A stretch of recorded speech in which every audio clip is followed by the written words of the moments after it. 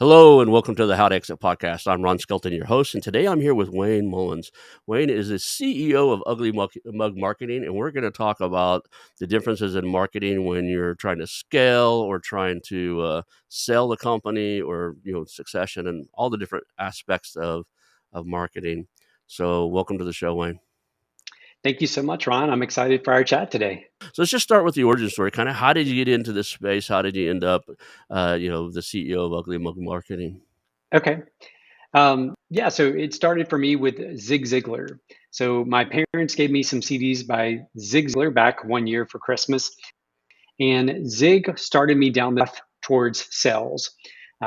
Before that point, I'd never considered sales to be a thing I wanted, but Zig Ziglar sold me on the profession of selling.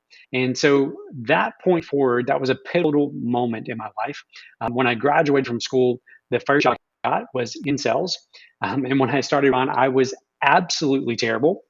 But fortunately or unfortunately, I'm not sure which, I was very stubborn. And so I stuck with it. I kept learning, kept practicing, kept cold calling, knocking on doors, facing all those things, all the fears, I guess, that come with selling.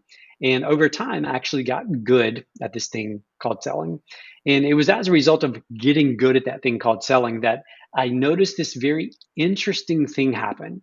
My paycheck amount was here, but the amount of money I was bringing in for the company kept growing and kept getting bigger and bigger and bigger. And the gap between those two numbers kept getting further and further apart.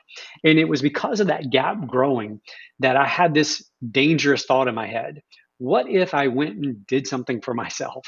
What if I actually went and sold something for myself? And so, as luck or fate, or as the cards would unfold, so to speak, I decided to leave a really great sales job. It was a corporate sales job, and decided to start a lawn and landscape company. It was the only other skill other than selling that I had. So I'd done that through college and some through high school as well. And so left the corporate job, started from zero, and over the course of a 3-year period, grew that lawn and landscape company into a very sizable company. We came in from out of nowhere, and by the time I exited that company 3 years later, we had pretty much every major commercial account in our area. And so it was as a result of that growth, as a result of that expansion so quickly, that people started coming to me and asking me, how are you growing? What are you doing to scale? And it was from those conversations that eventually Ugly Mug Marketing would be born. If you're on the selling side, what are the things that need to happen to ensure that your business evokes confidence, that there's sustainability, that there's growth, that the culture is right, that the systems and the processes are right? How can you quickly communicate those things? And it's often the communication that takes place is ancillary. And what I mean by that is this, that this is true of all marketing, but people would rather trust strangers they've never met than to trust you or I as the person pitching or the person trying to sell our thing. And so, what we need to make sure we have in place if we're looking to sell is all those ancillary pieces, all the places that a potential buyer is going to go look for evidence of our story, right? So we communicate the story of the business and of the value of the business through our financials and through all the other methods, but they're then going to take that information and they're going to do due diligence, right?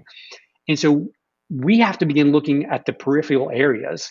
What are those areas, and how do we ensure that the messages being communicated through those other areas is relevant and in line with the story we're communicating?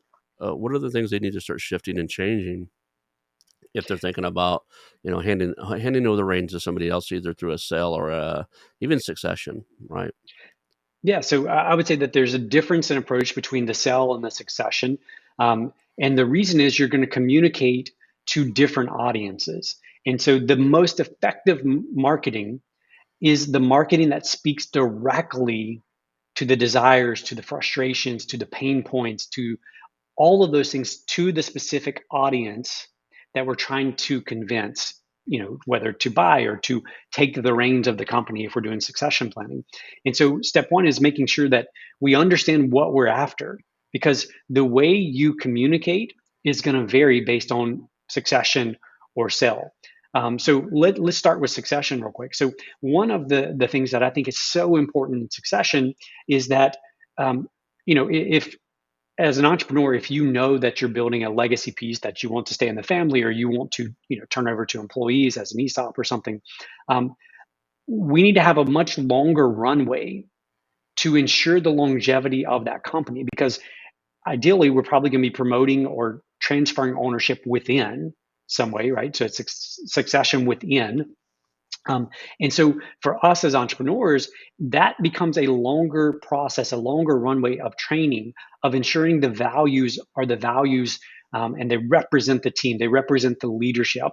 So the more that we can communicate with them, the more we can have dialogue instead of a monologue, the more trust we can build. And so thinking of it in terms of, when most people think of marketing, they think of going out to the world to, reach new potential customers, things like that. But marketing is about persuasion. Marketing is about influence.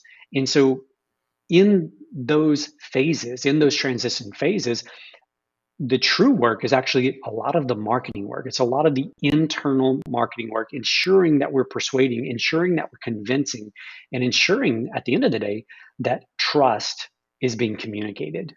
What do you think about like doing some type of um, like I don't know information or adding value to the existing base to build that trust? Yeah, yeah, I agree. I think, in terms of that communication process, anytime there's a change, so whether we're talking about change in ownership or we're talking about, change in leadership, anytime there's a change, there is loss associated with the change. So when you think about a team, whether it's the core leadership team or it's all the employees within the company, um, when that change takes place, so whenever the new leader steps in, there is a loss that takes place in their head. In other words, the things that weren't once were true for us may or may not be true anymore, right? So my relationship with the former leader, or the way the organization flowed, or the way we submitted whatever, forms, or the way we even operated as a big picture, is changing. Therefore, there is loss taking place in their head. They're going to have to give up certain things. We're going to have to, I don't have as much freedom, or I don't have as much direct dialogue with the person in charge anymore.